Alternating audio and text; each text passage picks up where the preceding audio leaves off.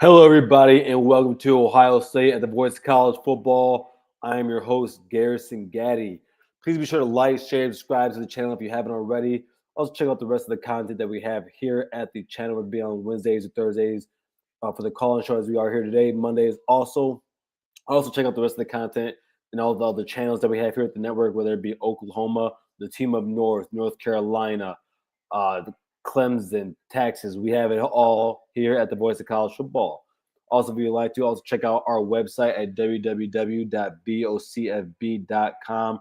We can check out the rest of the people that we have here at the network, whether it be our writers or our hosts for our channels. Our writers do a great job. They post up there and articles there constantly every day, keeping up to date with what's going on in the college football landscape. So go ahead and check that out. If you haven't already, also please be able to become a member. Please hit that join button. You can see the tiers that we have, whether it be the Blocko Club. JT wasn't sure because we know he wasn't. And also, we don't give a damn, and you know the rest. Now, I'm going to put my hat here forward first, just so we all know I'm still a Buckeye here. Yes, if you can't tell, I am in my Zeke Elliott jersey. I am a Cowboy. It's a big day. Hopefully, my team does not embarrass me. I'm scared. I'm worried. Rain Dakota Prescott is still my quarterback. So I'm a little bit worried today. I'm just waiting for watching the pregame right now. I'm also going to go ahead and put the call-in link here in the chat. I understand. It's a Grambling State. Let's be honest here. This isn't a big game, but in terms of needing to see progress for the team, needing to see guys develop in their roles, until we get a call here, I'll talk about some guys here that I really think need to. And here's a link for everybody if you'd like to call in and give me your thoughts on this week's game. Before we continue, shout out to Jam always uses Garrison, my guy. Jam, what's going on? Glad to see you here. I hope Mark doesn't get sued because of TJ. Here, listen. I'm gonna read the rest of the comments, and I'm gonna talk about that. Jam says, "Go Lions." You know what? Okay, you know what, Jam? I forgot you were a Lions fan. I forgot about that. Half of my family would be on your side. My dad and I are the Cowboys fans, and then my mom and my sisters are the Lions fans. So and to be honest with you, my dad has he probably watched the Lions more than he did watch the Cowboys last season. I know I did. I watched the Lions more than I watched the Cowboys. I only watched one Cowboys game last year. I don't subject myself to depression. But I mean, you're a Lions fan, so I guess you did that for most of your life. The Shoe Talk says, "Yo, what's going on, Shoe Talk? OH." Shout out to Aaron says, "Garrison, you and me both know Cowboys finish. If I didn't get boat race, I have my ass off, bro." I don't think we're gonna get boat race. Like, I mean, I look at our receivers. I mean, I hate my quarterback, but I think we have a decent offensive line coming this year. I think we have a good tight end. I think we'll be able to throw the ball. I think we'll be able to score points. But that defense is gonna get shredded. Completely shredded. And by the way, I think letting go of Micah Parsons was a good thing. I really do. Matthew Miller got to wipe your ass. That's crazy. Wait, I forgot, Matthew. You're from Ohio, so you probably don't like the Cowboys. Yeah, that makes sense. Ivan Zell's going. He says, "Hey, I'm gonna watch TJ for real." He'll leave it. He's a good guy, man. That's I don't. We will cover. No, screw that. We're gonna win this game. We're gonna shock the world tonight. I really believe that. We're gonna shock the world tonight. Buckeye Sean 007, what's going on? Sean says, "Boomer Sooner Garrison." You damn right. You are damn right. I do have a little bit of Boomer Sooner. My dad, before he went and graduated from Ohio State, my dad actually grew up an Oklahoma fan. So I always, like, as a kid, liked Oklahoma a little bit. So yeah, I'm really I'm in these YouTube streets. You crazy.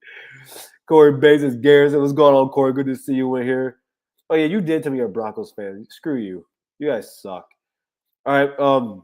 Before we bring on our first caller, listen. This is all I'm going to say about this because I don't care to talk about it. About what's going on with that we all know what's going on with the whole Partridge and the whole media thing. I'll say Detroit media. By the way, before we start, right, please, if you haven't already, please hit that like button if you're just now joining.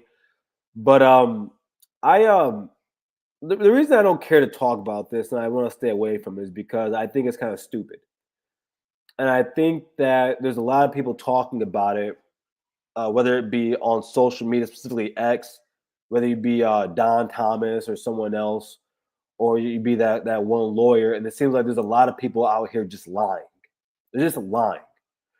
And this isn't a national story. And the reason why it's not a national story is the same reason I said on X. No one gives a fuck about it. No one does. No one but Wolverine fans. And I had a conversation with a Wolverine fan. I told him, I said, "Look, man, I think that when you start to talk about this whole subject, you're on the brink of not. It's not. I wouldn't call it as bad, but you're on that Buckeye scoop tier. You're talking about something that, or you're going somewhere that's a little bit wild, and I can entertain it to an extent.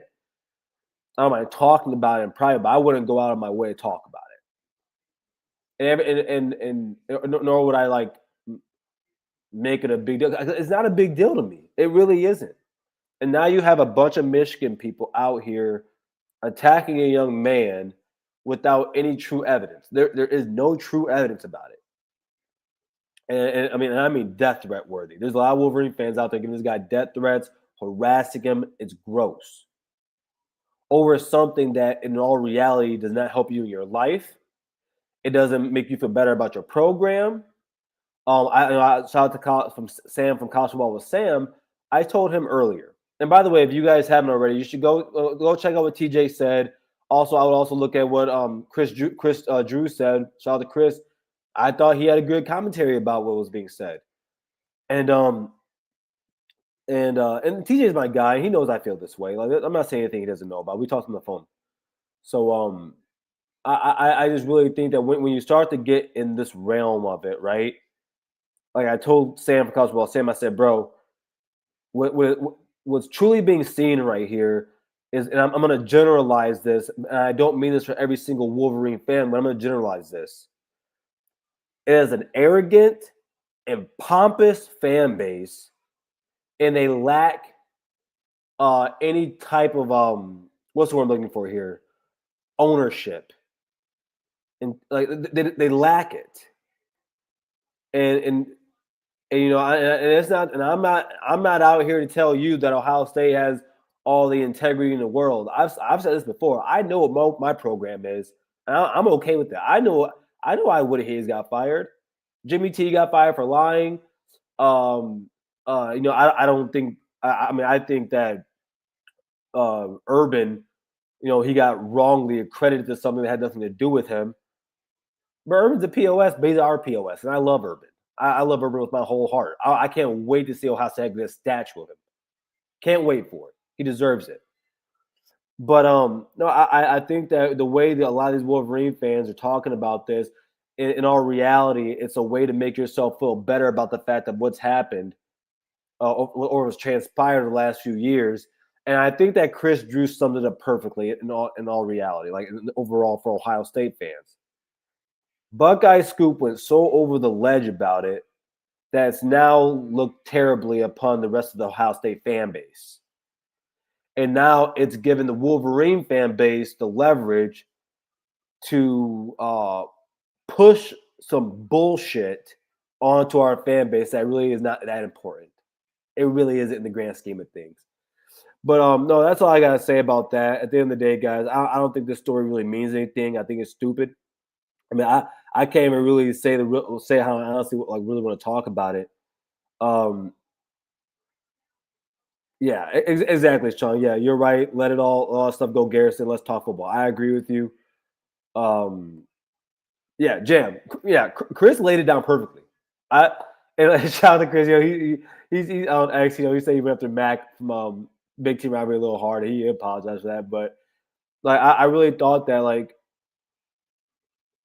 And I also been like I'm not. I'll say how I feel. Like I told my guy this. The reason I thought it was kind of like Buckeye Scoop is because you're feeding your fan base something that is just not completely truth. You're feeding it. And when you feed that fire, man, it blows up. And what that blow up was people giving this guy death threats. I,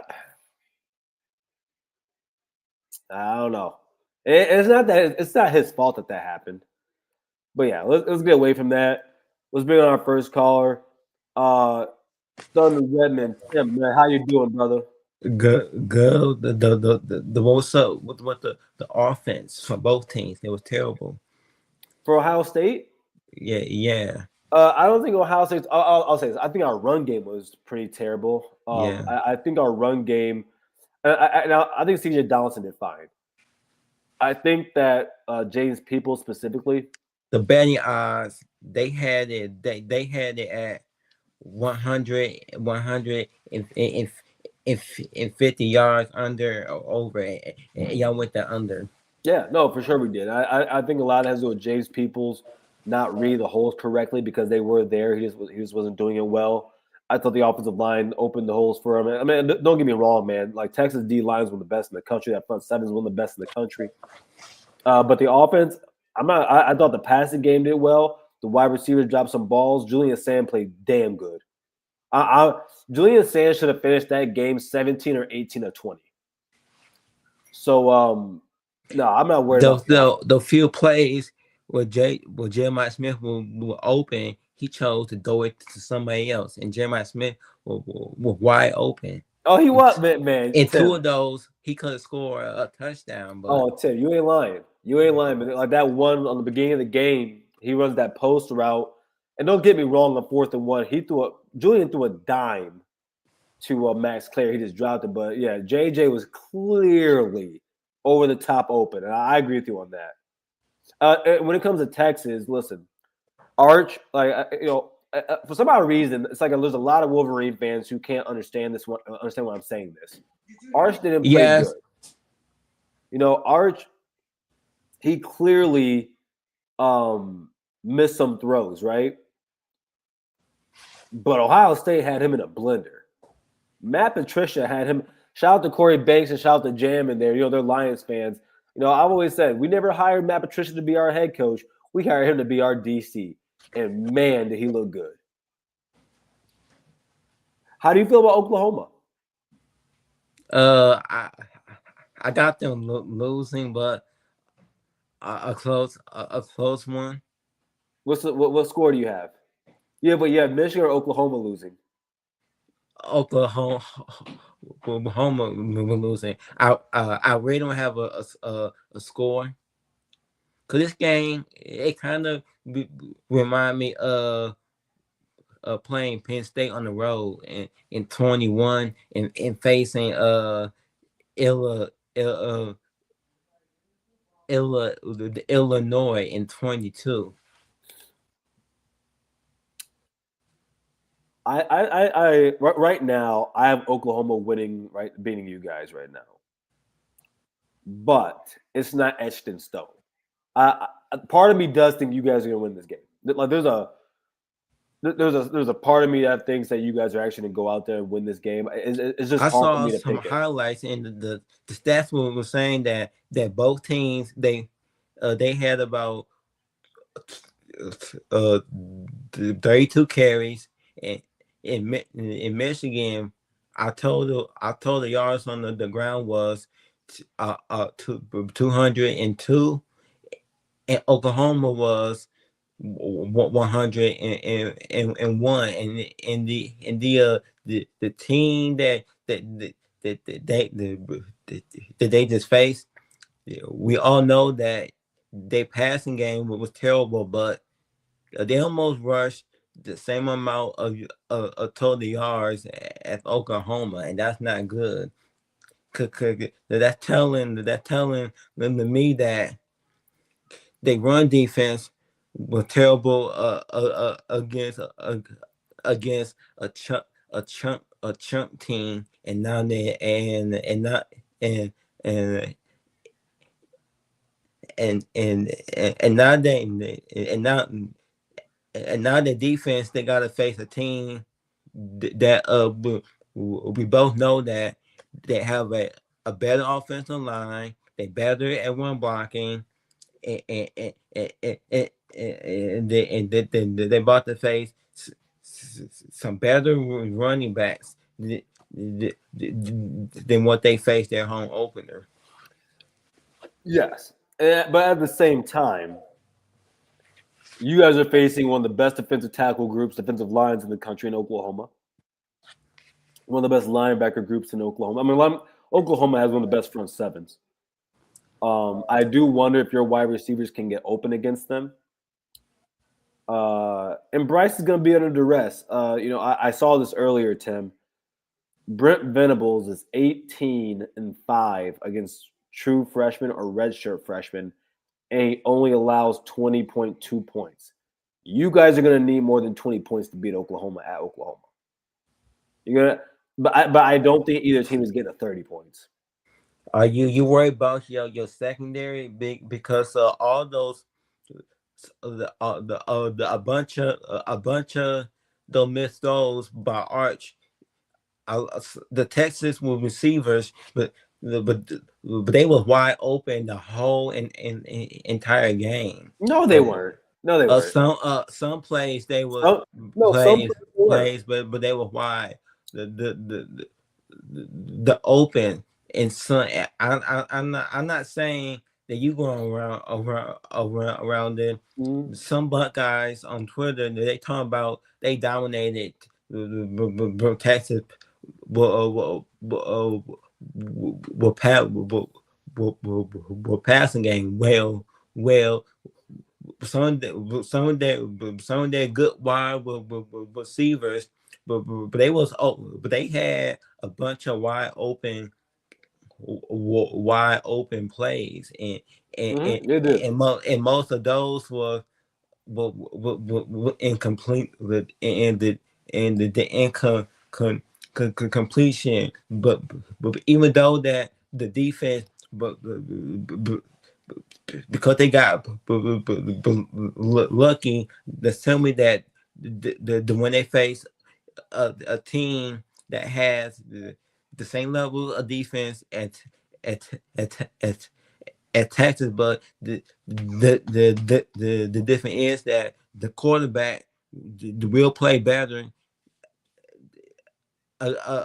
against your defense compared to Arch. So when it comes to Arch, right? So one of the cool things that Ohio State did, which made him miss some open guys, because it wasn't just like him like misplacing the throws; he was also just not seeing them.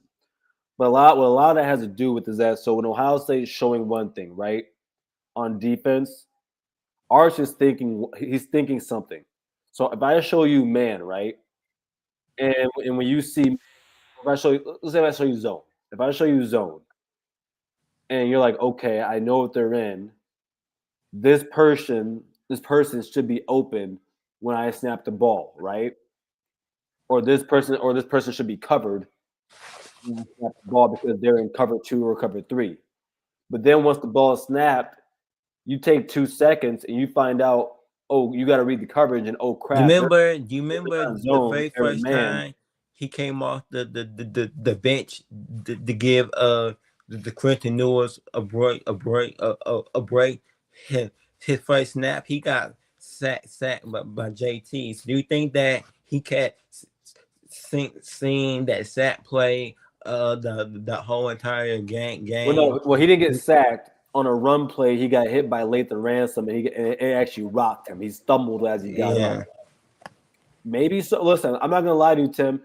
During the pregame, I looked in Archer's eyes. He didn't look ready. He didn't look ready.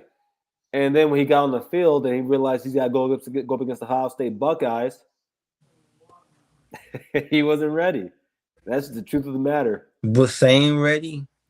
Yes. And he showed Julian Sand never put the ball in danger. He made Is it true that he almost lost the job? I wouldn't say he almost lost the job. I would say Lincoln almost won the job. Yeah. Like it's like sometimes quarterback. If Lincoln was out there, would y'all would have won still? I'm not willing to say yes. I'm not willing to say yes. No, no. If Lincoln played, we lose that game How? because Julian is a hyper accurate quarterback, and the big reason why he won the position is because Ryan Day said when he has pressure in his face, he makes the right decisions. So that's why. That's why I would say so. Are you gonna have you what do you think about Bryce's first game? I was expecting him to throw less than 200 yards, about 150 to start off, but yeah, but he almost throw 300 yards. The 2 minute drill, he That went to was like good. That was good. He looked he good went in to that. like JJ McCarthy and that 2 minute drill. He looked like the quarterback that won the Wolverines a national title in that 2 minute drill. No, I thought he looked really good. But what I about think that that targeting call? Because of that was targeting. That was targeting. but how he tall, he's so Yeah, tall but yeah, where no, he's it's all tall. he automatic it's all the matic going to be helmet the helmet that You player can't. But will he launched. He launched, and when you yeah. launch, you like say if the quarterback's right here, and say I'm target, you still can't go like this. Like you just can't do that. But here, I do have to bring up the other callers. Um, Tim, What you happened to gonna the other guy? oh Mike, he does he joins me here and there. No, no, He's the other oh one. oh so yeah, he's on the bigger things, man. Ryan. Yeah, Ryan, he took um he got a higher position over his job where he writes now. He does doing great work over there. So yeah, Ryan Stanos, he's doing great, man. He's doing great. I actually still read his stuff. So yeah. Oh. All right, man. You tell everybody where they can find you, bro? Yeah, y'all can find me on YouTube. The name of my channel is called the Thunder Redman, the Michigan the football show, and y'all can, can catch me tomorrow at 3:30. I will be going live. But giving my final score for the Oklahoma in Michigan game, and I'm going to talk about the reason why is that I don't like the Michael the Parson trade because to me they, but they ain't trying to lose to lose, but they ain't trying to lose to Detroit. Their first game, they not trying to lose. So, All right, Tim, man. Appreciate you. Have a good night, man. you too. Thank you, bro. All right, man. That's Thunder Redman, Big Tim right there. Before we continue, everybody, message here from the Voice of College Football. Get your business, product, service, or personal brand to the next level by partnering with the Voice of College Football. And let's discuss how you also can reach your target market. The Voice of College Football is a growing brand and network with a large following. So let's find out how we can help you grow with us. Check out the experience of one of our partners, that being Win Agency, posted here on the screen. And just like our community, we are here to deliver for you. Contact us at sponsorships@vocfb.com. Again, that is sponsorships at vocfb.com today. College football is even more exciting when you've got some action on the line, and the games are even better when you're cashing in. And the Voice of College Football is the place to be to get the greatest value. Start with my picks: 75% against the money line, 58% against the spread, and I've got a 40-plus year track record 11-0 in the college football playoff for me last year against the money line, 8-3 against the spread. And I'm just the warm-up act. Steve Merrill of Wager Talk is our ace in the hole, show stopper. 7 years with the voice of college football, over 30 years in the industry. Steve gives us analysis on all the big games, but you can't miss Steve's weekly under-the-radar pick. 28-12 against the spread the last 3 years. You also get picks from some of our top analysts here at the Voice of College Football, including Corey Bratta, Matt Zemek, and Steve Dace. Check out those numbers. Become a YouTube or Patreon member for just $99 per month. Go to the main channel on YouTube, click join, and then select the betting tier. Do the same thing on Patreon. Make 2025 a winner now.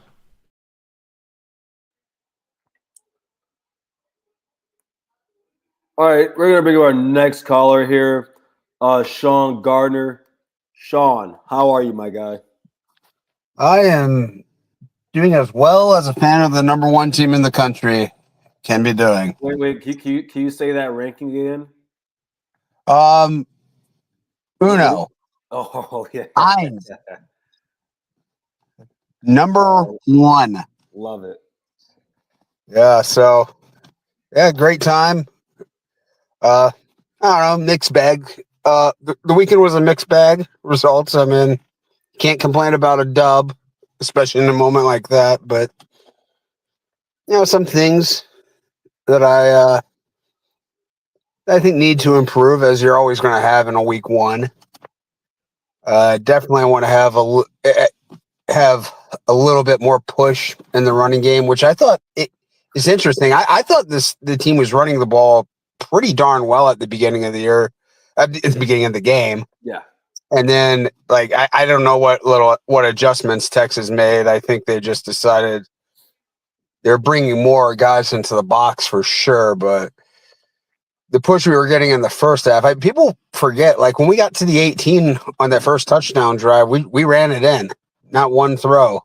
Yep. There from that. So that's something we haven't done much of in recent years. So I was really impressed by that at Heartline, the ability to not give up on the run, and the fact that 4 tries, bro, he just ran it. And I thought that we gotta be better at the run and just in general. I thought CJ did pretty well. I think James had a little bit of difficulty reading the holes. I also think that Texas defensive line has something to do with that, especially in the middle and their linebackers. I mean, Matthew could probably type this in there. Number 16 was it? But he was crashing down and making plays. If you ask me, Anthony Hill Jr. didn't look like the best linebacker in Texas at that point in time. Left foul. Thank you, brother. Texas Anthony Hill was not the best linebacker on that team that day. I know that, and it wasn't close. But no. But both Hill and Simmons basically non-factors in the game.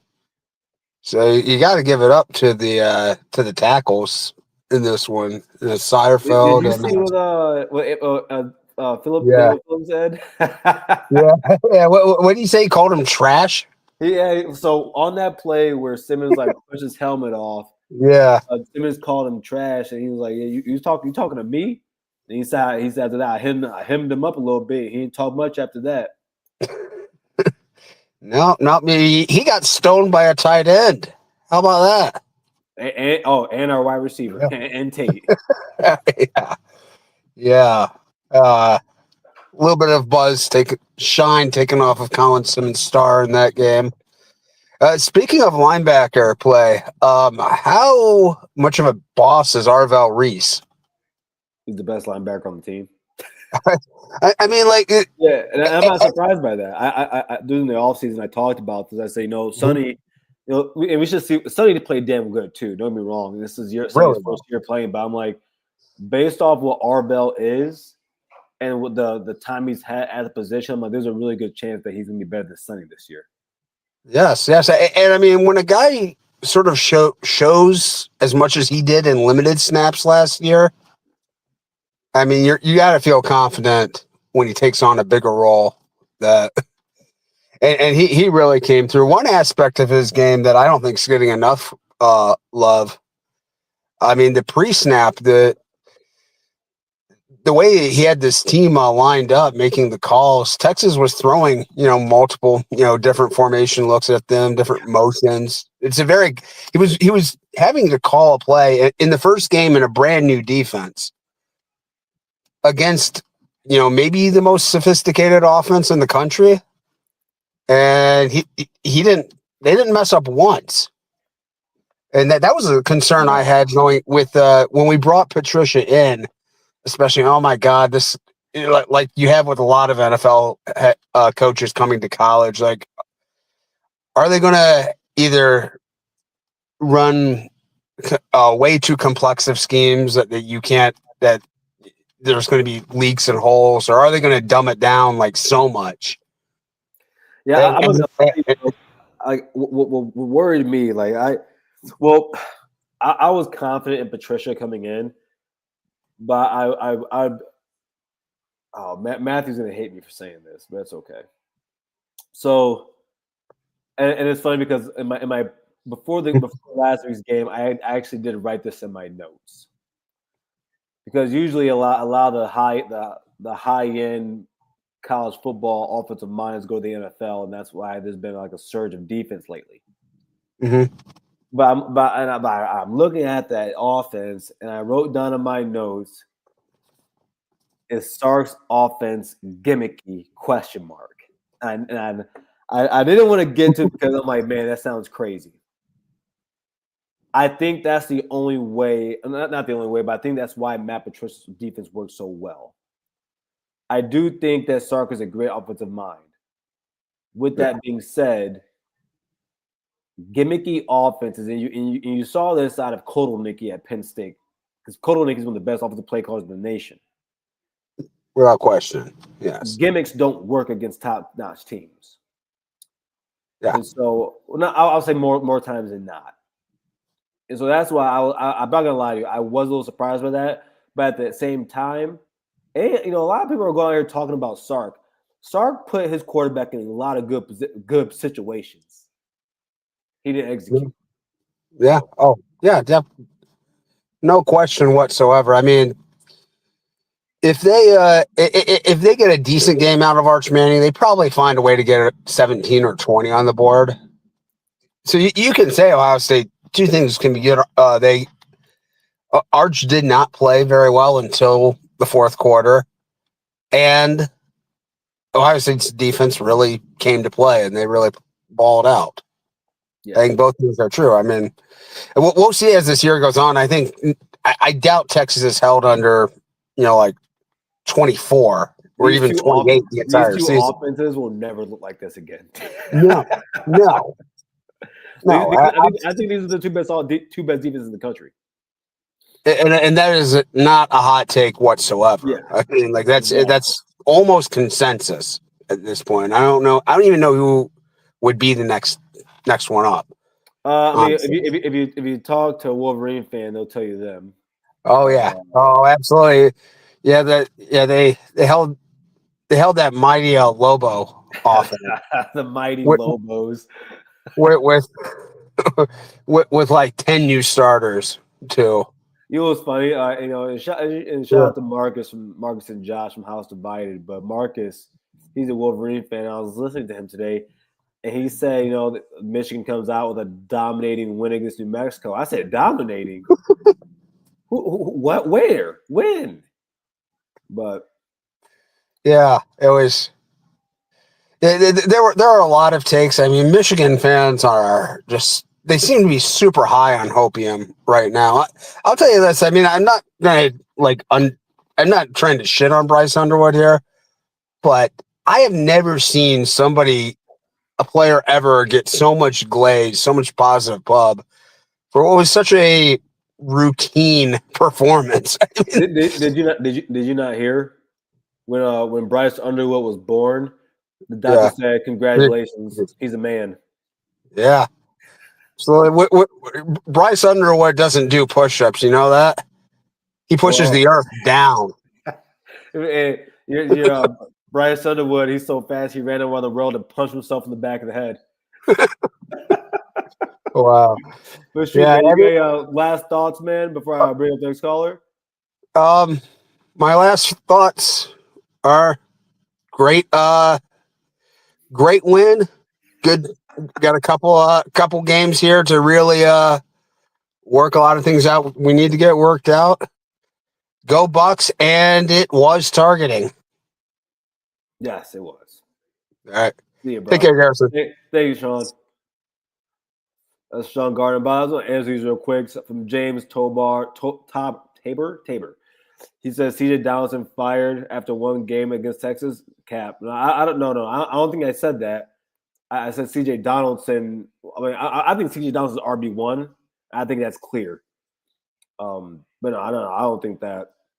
Eric says, I personally feel Texas is cooked because Arch's mechanics is a huge concern going forward. Yeah, and I'm going to bring up Matthew here next. My guy Matthew from Texas on the Voice of College Football. What do you think about that right there when you read that? I mean, if they stay like that, I agree. That was my biggest concern coming out of the game overall was I never saw when he entered the game and threw passes. His mechanics were the reason I liked him as a prospect. Like he was flawless mechanically, and that's why when in that game I'm like, what is going on?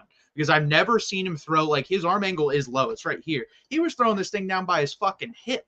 I'm like, what are you doing? I never saw him throw the ball like that last year. No, he never did. And then he also was doing the freaking stanky leg with his legs when he's throwing passes. And I'm like, okay, what is going on? You're not squaring your shoulders. Your feet aren't set. And you're throwing down by your hip. Like, what happened here? Did you watch Brooks's breakdown of it? Yeah. I go to him all the time. He does a great job over there. Yeah, it was weird. Like how he's leaning when he's throwing the ball. It was weird, man. Why do you think? What do you think he got that from? Why do you think that happened? So, I mean, there was a conspiracy by Texas fans after the game that he had something wrong with his shoulder. I don't think that's the case. Joel Klatt said something, and maybe this is the case. That's the thing. I've never played football at that level, anything close to that. I don't know what it feels like to step in a stadium with 106,000 people that are yelling at you. He said he blacked out his first collegiate start, and everything just went blank, and he didn't know what the hell was happening. So if that happened, I don't know. Maybe his mechanics just went to shit. I'm hoping that's the thing because it's funny. I came out of that game more confident about literally everything else on that team other than him. The offensive line played, I thought, a very good game overall. I thought the run, CJ Baxter was far better than I thought he was going to be. There was no clear drop off. Yeah, I know. There was no clear drop off. Trey Weissner looked a lot bigger and faster. I really liked what I saw from him. He looked overall better. He looked like a better running back. Yeah, he did. And then when you watch the all 22 and trying to watch Arch, I watched Chase Daniels and I watched Brooks Austin, and the wide receivers were more open in that game than I thought they would be just looking at the all 22. So that's not even that big of a concern with me overall. It's Arch Manning, his mechanics. If that doesn't change, I don't know what's going to happen. The defense is good enough to where I think the absolute floor, if you just repeated that performance, is 8 games win, because that defense is really fucking good. So that's the thing. People saying, oh, they're going to do anything worse than that's crazy to me. But he just has to clean up the mechanics, and everything else will come. Those little short passes, he'll hit. Real quick, shout out to Tom B. Always here to give jokes about me. Says, oh, hell nah, Garrison, why you got that simp-ass Dallas jersey? Hell to the Redskins. Man, screw the Redskins. Screw them. I hope we do you guys like the Pilgrims. That was kind of mean. But appreciate you, Don B. Appreciate the 499, my guy. No, and I meant to say, I was trying to finish this to Tim when I was saying this, but I do think there were guys open in that game, but I do think something that kind of screwed with him was that, and Brooks talked about this. He sees man, he's thinking one thing, someone's going to be covered. And then next thing you know, that guy's wide open, but he ain't looking that way. But I also think there was a problem. You could see Sand going through his progressions very fluidly. Yeah. Arch didn't do that. And I think that, and I think about both quarterbacks had some pressure in their face about the same amount. It wasn't a lot. Yeah. But no, it was maybe Arch got pressured a bit more because I think he got pressured 14 times. Yeah, I think we tried to force the ball down the field more than you guys. Like you guys, I think realized early. I called that on our show. I told you. I watched those games. I said he's gonna push that. He's gonna try and do it, man. Like, I'll tell you what. For all the Quinn, and you know, and I know you don't give the Quinn hate. No, I'll tell you what, man. That game should have given Texas fans a bigger appreciation for Quinn. Yeah, I don't think people realize like they consider layups like just give me's, and that game proved to you layups are not give me's. Because with Quinn, like if obviously third year guy starting, it would have been his fourth year starting at Texas if he came back and played. He's not missing Ryan Wingo on that one. Like it's 1-on-1. Caleb's down Ryan Wingo by that football game. He's not missing that. No, like he hits that shit in his sleep. That's like his bread and butter is 15 yards and in.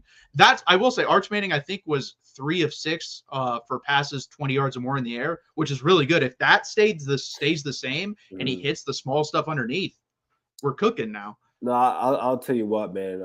And before I ask you talk about this next thing with you, you know, I saw Arch in this big first game ever.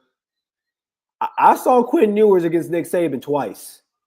Torched him. But I want to talk to you real quick about RC's comments today. Which ones were there? The generational ones or the Arch Manning? The generational ones. And because I think people have a misinterpretation of what generational talent means.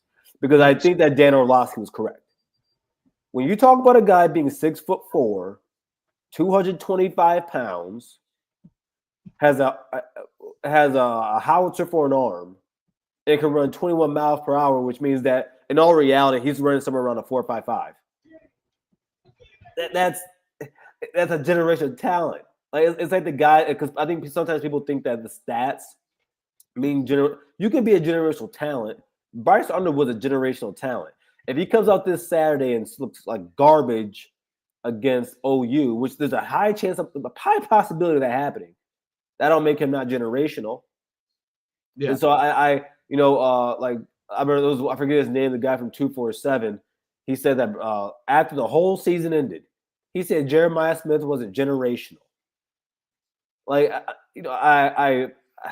I think that, and the problem is because when you get these high expectations, or lofty expectations only breed disappointment. So I think that so many people like Paul Feinbaum, they jump off the ledge like a lot of other national media people did, and some Texas fans did. Not you, but some Texas fans did. I mean, you never did it at one point. No. Now you get people jumping off the ledge the other way. What do you think about those comments? I agree. So this is the thing too. I think it's just like I had never really thought about this because it's kind of a weird debate, and I agree. People throw around generational talent way too much. I looked up the definition of generational technically, like how many years. So it's 20 to 30 years. And I don't know if I never considered Arch Manning generational personally, right. But I do think, like, to me, my definition now in concrete is you had to be, for someone to be generational, that means in high school they were generational, in college they were generational, in the NFL they were generational, and they were hyped up all through that. And I think there's very few guys like that. No, I agree. He was hyped up through high school, but the high school talent he played against was. Yeah, and that's the thing. And he hasn't lived up to that yet. Like the only guy of the past, I don't know, 25, 30 years that has lived up to that have been Andrew Luck and Peyton Manning. I think that's it. I can't really think of any other guy at the quarterback position that was hyped up in high school, did really well in college, and then did really well in the NFL. I think those are the two guys that come to mind for me, and that makes sense. That's like basically 2 every 30 years.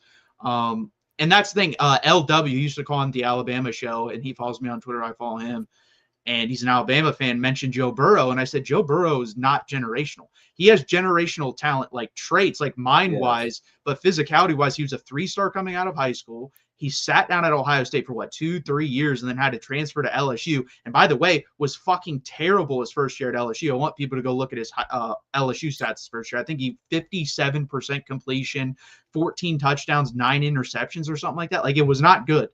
And then he got really good his last year at LSU, and he's been really good in the NFL. That's not generational.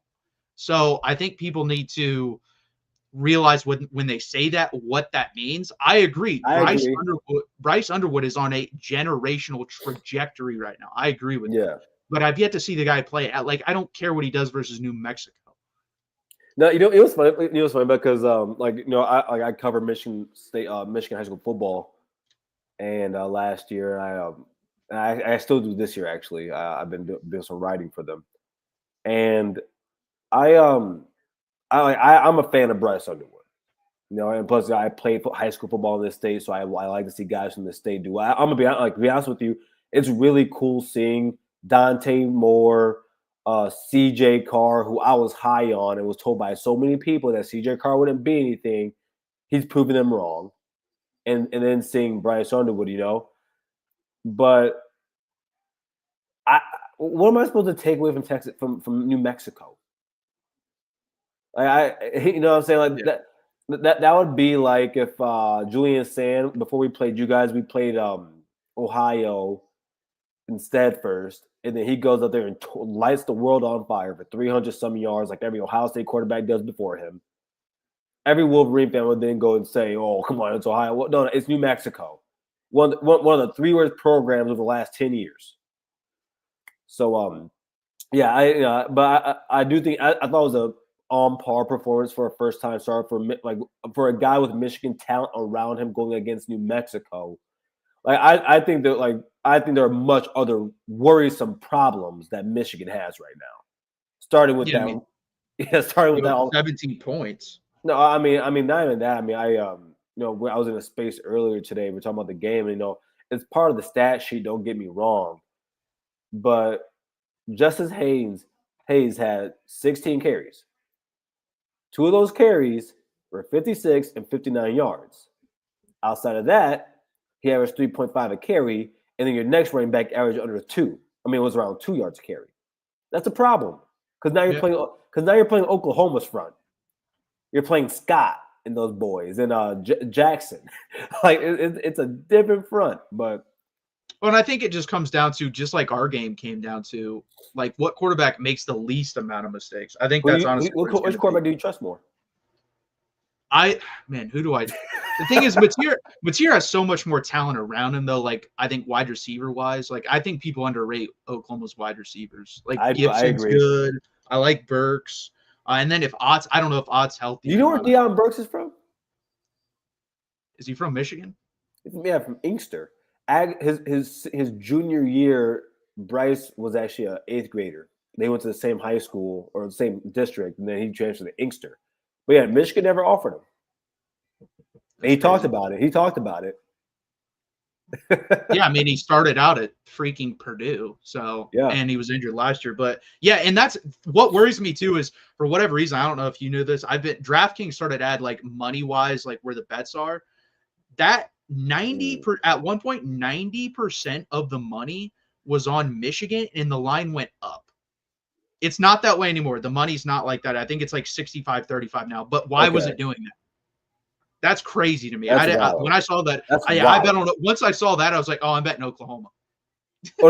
So I already took Oklahoma 5.5. I want to stay away from him, but I took this bet some time ago. So.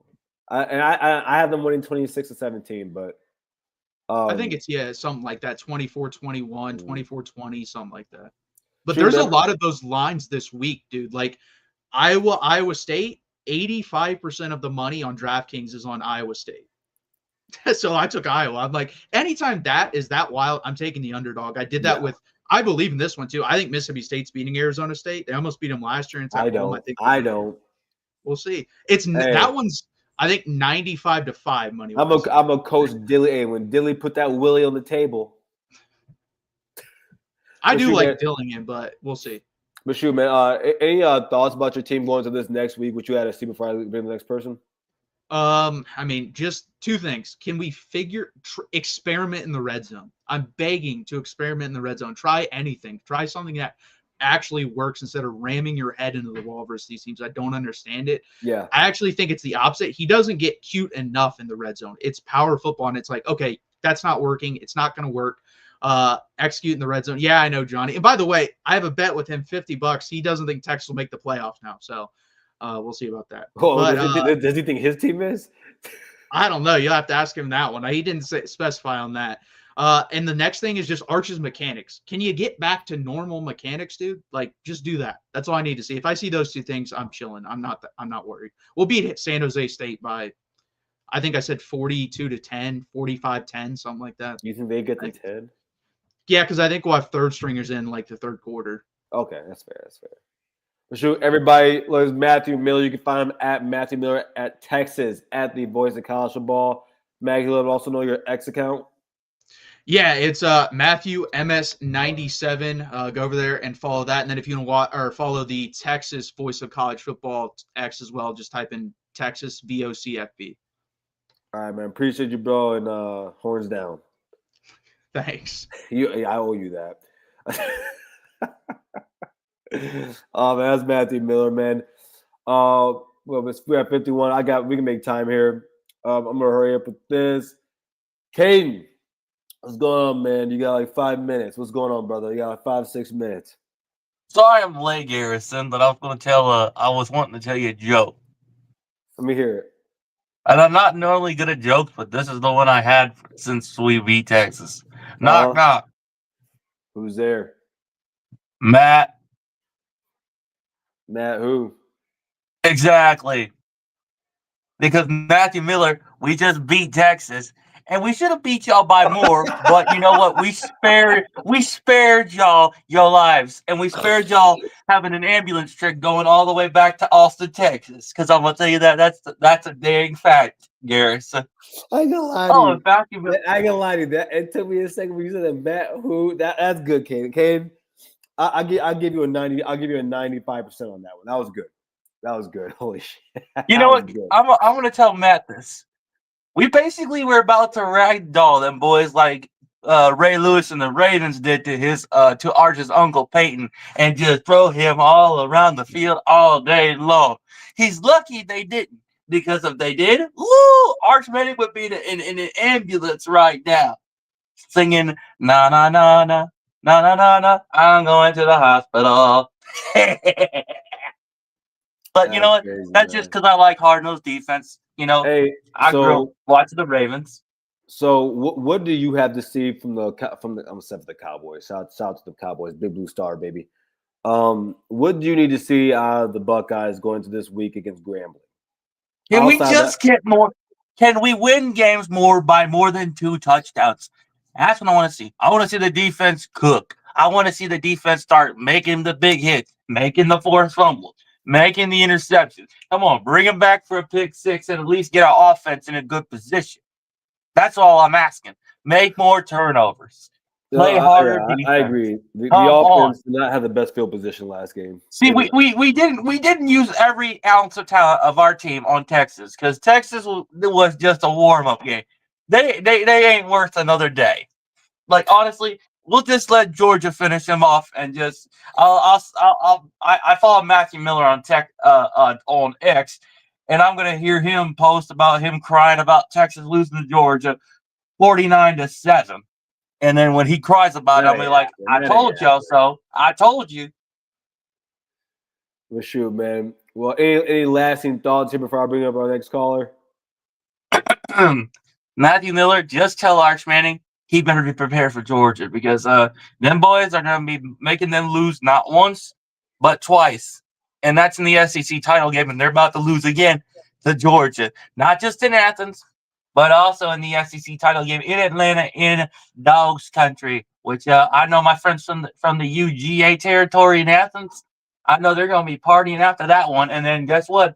We're going to be seeing Georgia again in the playoffs. And then, we're going to let the 2 big dogs of college football get it on, because Texas, let's be honest, they ain't nothing. They ain't nothing. They're just a bunch of overrated punks because they got the nephew of Peyton Manning. Aiden, well, I'm just here to spoil the news. I hope the Buckeyes never lose a game, because I feel like you're going to crash out on our team. Garrison, let me just tell you a little favor. Or ask you a little favor. Can you just go, like, when you get off of here, go in the bathroom and at least look yourself in the mirror and just say, you know what? If I had Caden the Diesel Freak's guts, if I had his mentality, I'd at least have more confidence. Because apparently, I guess you didn't take my crash course on how to be the baddest Buckeye walking this planet. Because I don't think you did my lesson. So No, I didn't do me a take it, favor, man. do the Diesel Freak lesson. I'm going to hand you. So follow me on I Twitter appreciate at it. Caden the Diesel Freak, and then I'll DM you the rest. Other than that, 4 hands down, go Bucks, and we're about to go undefeated. Yeah, that's the bottom line. Thank you, brother. Have a good night. All right. Shout out to my guy, Rob. Rob, how are you doing, brother? I'm doing great, man. Doing great. Thursday night football is about to be on. And then just looking forward to another weekend of college football, like always. But also, shout out to the person who decided to, wake up Lou Holtz from his nap, and just so he can, give some more questionable takes about the Ohio State Buckeyes, pretty much saying that not scared, wouldn't be scared to face Ohio State, wasn't impressed with them. But what's up, Cliff? But yeah, man, just want to talk about what I want to see this weekend from Ohio State, because this is man, this is the weekend that you're facing Grambling, and then you're going to face Ohio. It's time to really try to work out the kinks with that run game. I just didn't like what I saw from it. I mean, yes, they got it going on that a little bit on that long drive for when CJ Donaldson got in the end zone for the touchdown. But again, like I think I said this last night, but they had that chance to sustain drives and run some clock out, and they couldn't do it. And that to me was concerning. I mean, we're talking about how many yards per carry? Like 2 yards, 2.5 yards per carry. It just I get that, Texas has a really good deep defensive line, but down the road when you play, a team like Penn State, we all know they're going to have a good defensive line, and Jim Knowles is the coordinator, and just then going to the Michigan game, and that's always been a game where whoever has the most rushing yards wins. And it's just the run game is concerning. What do you think? I don't think the run game is concerning. I think James Peoples' vision is concerning. I think if I thought listen, man, not a lot of people have that defensive tackle D line that Texas has. It's week 1. I do think the offensive line could play a little bit better in the run, but I thought they were opening holes, and I rewatched. I mean, James Fields is missing. He's just missing. I thought that CJ Donaldson played really, really hard. I thought with CJ Donaldson, we were really good situationally when we ran the ball. But between the 20s, I got to see that run game work a little bit better. I'm not sure why it went that way. I thought that we should at least been around the 90-yard mark. I didn't think we were going to go over 100 yards, but I thought we should have been around the 90-yard. Or we were around the 90-yard mark. We should have been over 100 yards. We should have. And yeah. I put the blame on James Peoples. Just based off of, and I also think a lot of that also has to do with where we start within our 20 a few times, within our 5 once, then on our 1 yard line once. And you have to condense everything. I do think a lot of it has to do with that, because you're also not going to try and take shots down the field when you're back there. So you're going to run the ball up the middle like we did. But I do think, due to what you saw at James Peoples, I wouldn't be surprised if over the next 2 weeks we saw some more. I'm not saying think that he gets more carries, but I think we see a little bit more. Oh, we didn't see him at all. We see some Bo. I think we see some Bo Jackson. Oh yeah, I was just about to say that, man. I saw him at the spring game. Looks like there's a lot of promise with him. I mean, he's big, fast, probably somewhat of a bruising back, but just some. The reason I bring up the run games because there's just one thing that really frustrated me about the Ohio State Texas game, and that was at the end when before Texas got the ball back.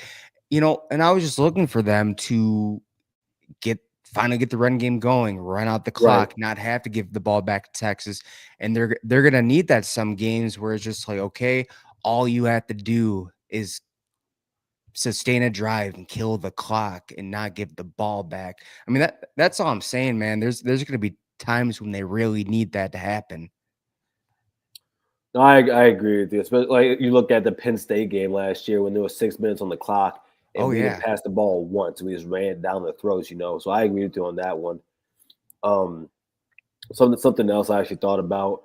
How do you? No, I didn't realize this until after the game. On the last drive of the game for Texas, so a very important drive. Ohio State has 2 freshmen on the field, Devin Sanchez and defensive tackle. Oh man, wait a second. This is gonna bug me. It was a defensive tackle? I think so. Wait a second. I can get the name for you. I'm sure someone might say it in the chat. Yeah, I mean, I'm not surprised about Sanchez. It was Carter. Yeah, Jarquez Carter. Yep.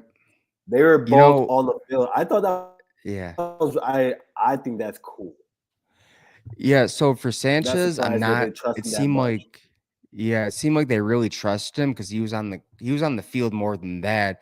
I mean, there's word that he's like the Jeremiah Smiths of cornerbacks. He is. I'm on that fully. I think it's impossible to keep off the field. Yeah. Do you think it's a possibility that he could become like potentially a starter before the by mid-season?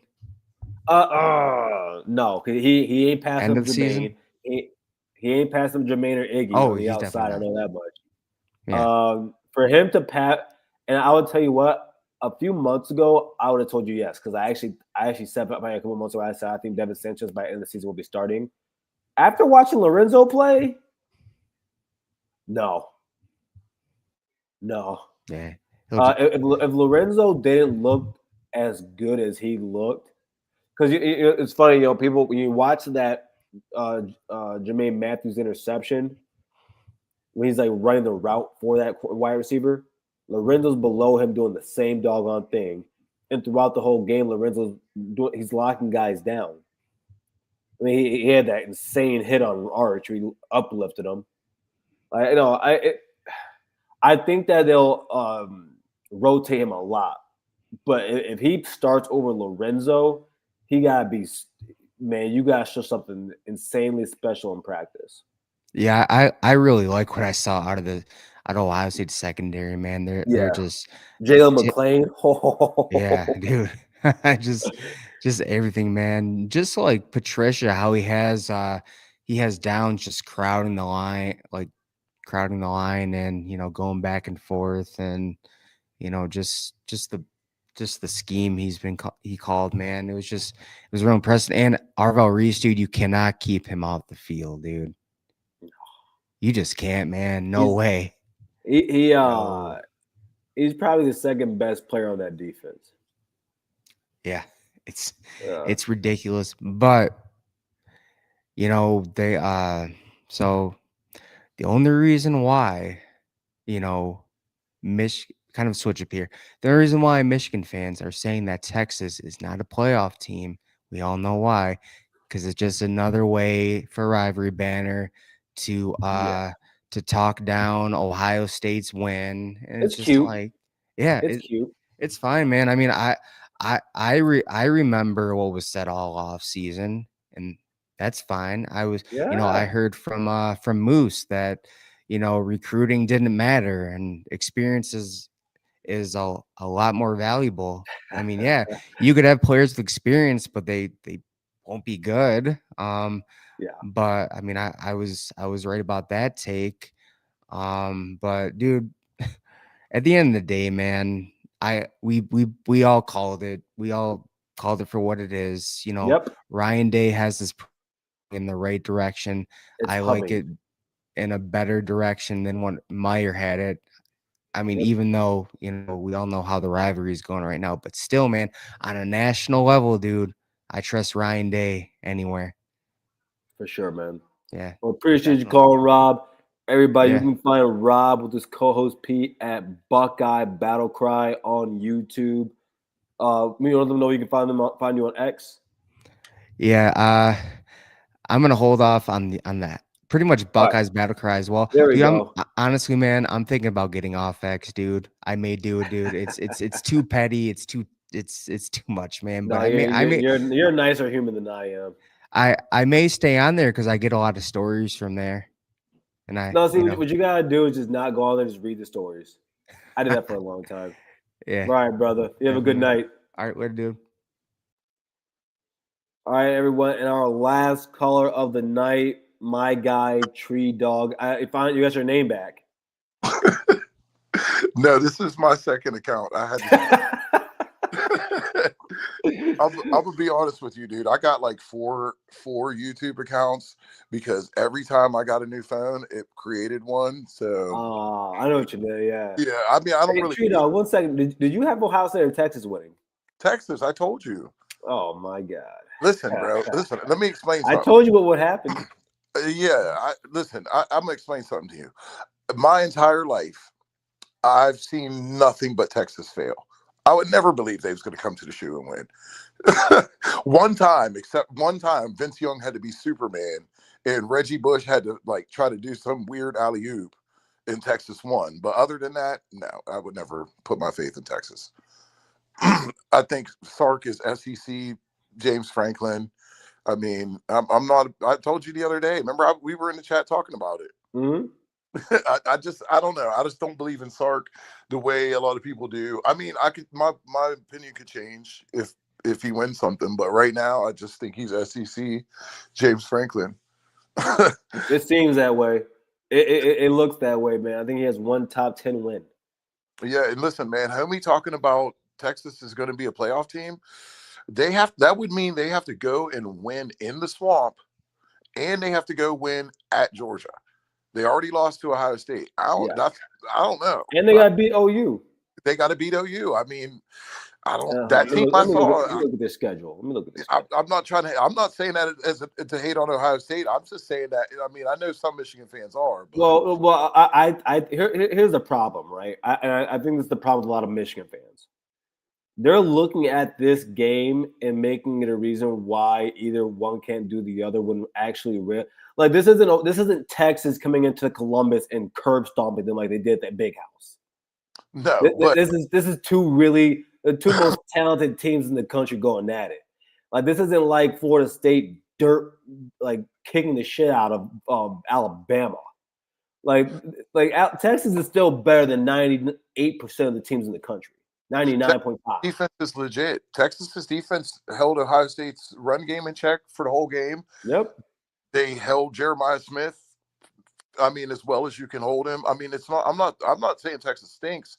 I'm just saying that what I saw from that team, I just don't think they're going into the swamp or to Georgia at either of those places and winning. I just don't. Well, it depends. So yeah, you got at Florida. Then the following week you got the Red River Showdown. There you go. I mean, they got a tough stretch, man. I mean, I'm not even trying to get credit to Oklahoma. But, I mean, they end the season at home versus Texas A&M too. Yeah, I mean I think a lot of people are taking, but this is the problem with it. I think a lot of people are taking what Ohio State is and thinking everybody else is also. That's not true. That's not the case. No, it's not. Everybody like Florida has a really good defensive tackle unit. But they suck in the second. Like, no, I won't say they suck yet, but they're not that good in the secondary. No, I mean, Texas might be able to run the ball on them. I mean, it's a gauntlet. Regardless, they have a lot of tough games. Mm-hmm. If they win them all, they're supposed to be. But personally, I definitely don't think they're beating Georgia. Like Georgia was not Georgia last year, and pretty much did what they wanted against Texas. And what were your thoughts about Ohio State coming out of it? What I thought, well, for one, a lot of Ohio State fans owe me an apology because I said that Brian Hartline was not going to be the play caller. He was the play caller. He was the play caller. Well, there was a play sheet in Ryan Day's hand, and it no, looked like Ryan Day. He has a play sheet, but he didn't call the plays. Right. I mean, there was a couple plays I saw that that I thought were. Let me tell you how I know Ryan Day didn't call the plays. When Ohio State got down to the goal line, we ran the ball 4 straight times. That's how I know. There's certain tendencies that and because Ryan Day said before the game, no, Brian's calling the plays. But there's certain tendencies that this team did that Ryan would never do. Running the ball. I just took it as Chip Kelly. He saw what Chip Kelly did last year and understands what it is. But I mean, we'll see. We'll see on that one. My question is, what else do you need to hear to know that Brian Hartline's calling plays? I mean, well, he's up in the booth doing it. My under was week 4, so we're still not there yet. We'll see. I said by week 4, so we're if you think Washington is going to be the game that takes the play call sheet out of his hands, you're crazy. We're going to run them down. Run them down. I mean, I don't know right now if I'd pick Washington, but I mean that to me is a tougher game than Illinois, as tough of a game as Penn State, because of the fact that they have to go all the way to the West Coast. It's going to be extremely late for them, for us, to be starting a kickoff. Yeah. I mean, I wouldn't sit here and pick Washington right now, but I do like their quarterback. I do like their quarterback wide receiver. That Boston kid is legit. What about their defense? But there you go. But here's the thing, man. Like a team like Washington, a shootout is like what they live for, dude. That screaming. I promise you, they won't get in a shootout with us because we won't allow it. Well, I don't know. We won't allow it. We'll see. I mean, I think Ohio State has good. Did you watch that defense fly around? I did, but I also saw. Who do you think has more offensive talent, Washington or Texas? Right. I mean, at quarterback, Washington. No. Bro, have you watched I keep wanting to say the wrong first name. Williams. What's it, DeMond? How do you say his first name? DeMond. No, but so here's my thing, right? Because again, I feel like a lot of Michigan fans are having this tendency to just look at Arch miss these throws and they don't or not see guys wide open, and they don't like Matthew Miller and I were just talking about it. They don't understand why he didn't see them. Well, no. Here's the thing: if you want to be honest, as far as what Texas did in that game, I blame 90% of that on Sark, because here's how I saw that game. Okay. If you really look at the first half of that game, if that's Michigan, and this is how I look at it from a Michigan point of view, because I watch Michigan football and I know Michigan's strategy of how they beat Ohio State. First of all, you're not going to beat Ohio State going for it on everything. What's that? Hope Ohio State misses 2 field goals? No, it's keep the pressure on Ohio State. Yeah. Ohio State's defense and offense. Sorry, I was getting a beep. I might have went quiet there. But keep the pressure on Ohio State at all times, because you can play defense. Texas proved that. They stopped the run game. They really had their moments where they really kind of kept Ohio State in check. So if you kick 3 even if you go for 1 4th down and you don't get it, and you kick 2 at a time since you're there, it's 6-7 going into the second half. You're talking about Arch Manning going on 2 scoring drives. Wait. What do you mean? Like it's 6-7? If they would have, all right, they had 3 opportunities.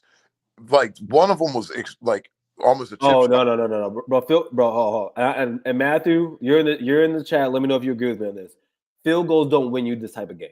No, but, well, I mean, you can't kick those field goals. You cannot kick those field goals. Well, that's why if you're willing to go for it on 4th down on your own 40-yard line, that's why Michigan won in the field goal.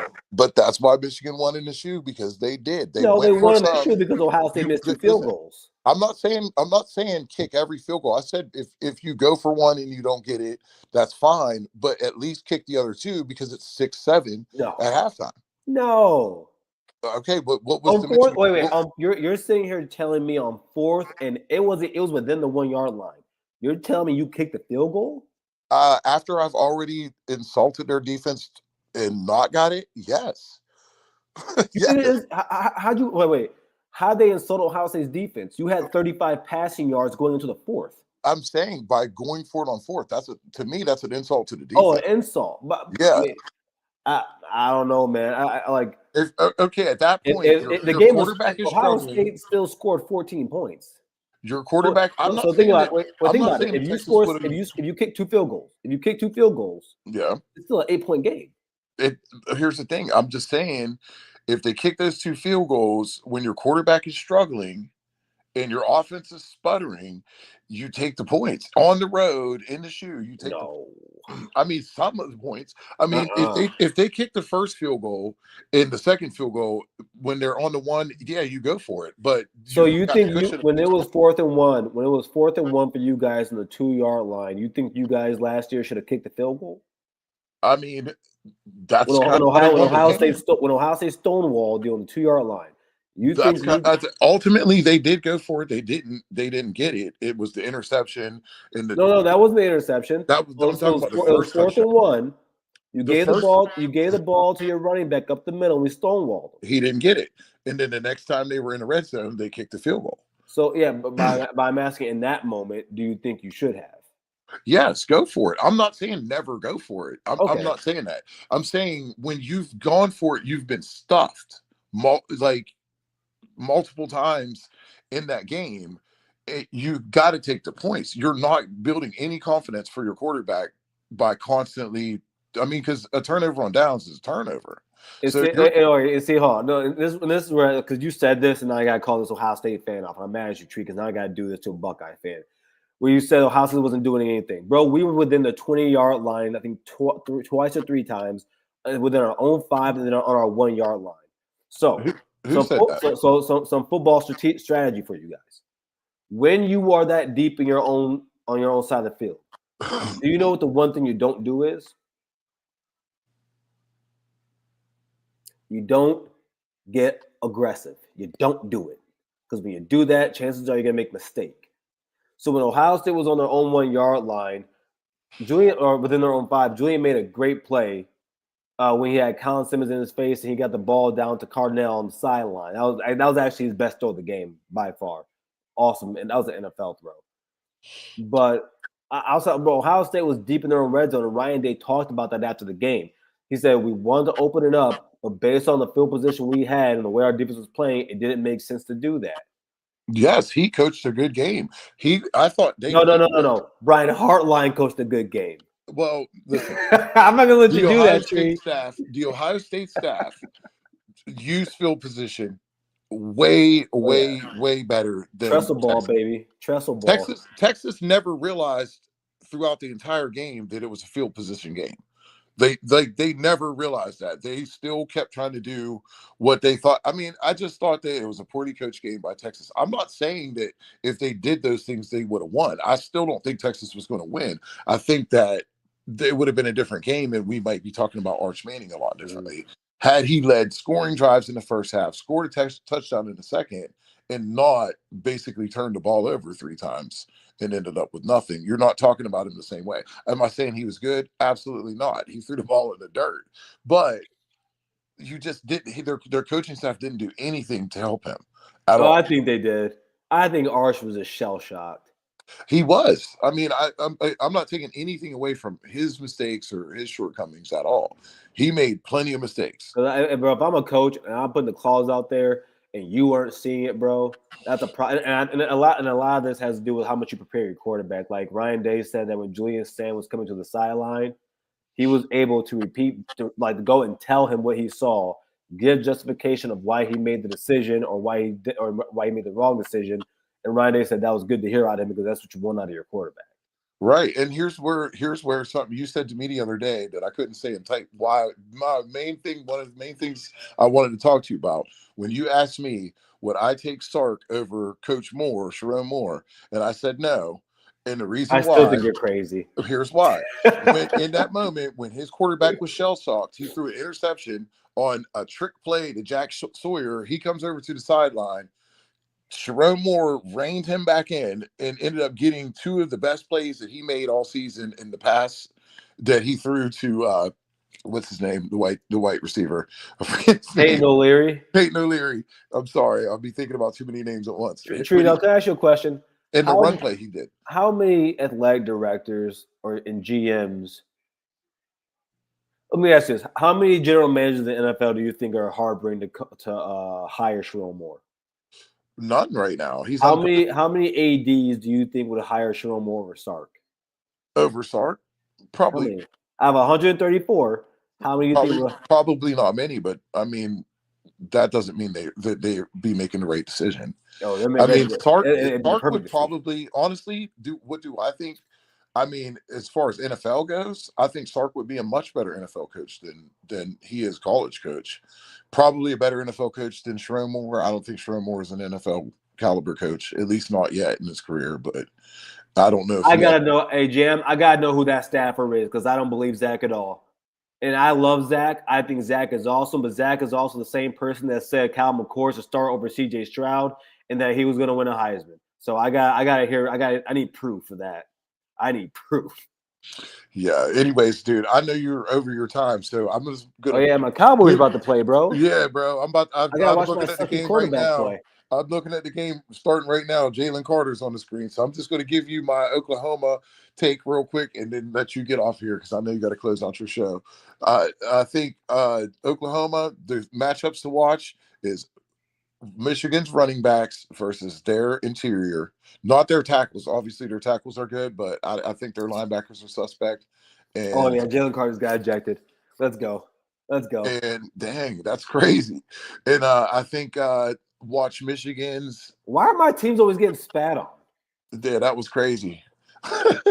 Yeah, dude. Anyways, I think Michigan's going to win. I said what I say yesterday, 28-9. I think all field goals for Oklahoma. All right, man. I appreciate you for calling in, Tree, as always. No doubt, man. Good luck to your team this weekend. All right, man. I'll talk to you soon. You too, brother. Yep. All right, everybody. Well, this is the end of the show here. We're a little bit long today, but that's okay. People want to talk football, and I'm okay with that as always. Don't forget to like, share, and subscribe to the channel if you haven't already. Be sure to be here on Monday for the Ohio State primetime show at 7 p.m. Eastern Time. And as always, OHIO.